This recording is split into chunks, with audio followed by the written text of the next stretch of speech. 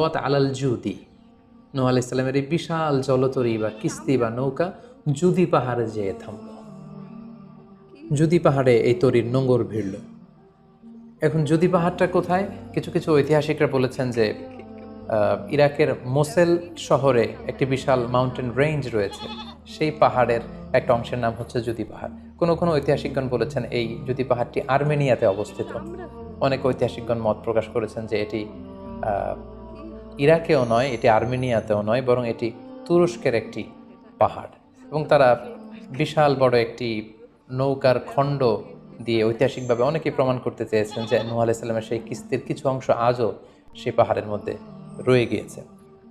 সেই জুদি পাহাড়ে যখন এই নৌকাটি ভিড়ল, আল্লাহ তাআলা তখন নূহ আলাইহিস সালামকে আদেশ করলেন, ইহবিত বিসালামিন মিন্না, তুমি এবার শান্তির সাথে সেফলি সাউন্ডলি তুমি এবার সেই জুদি পাহাড়ে তোমরা নামো, ওয়া বারাকাতিন আলাইকুম।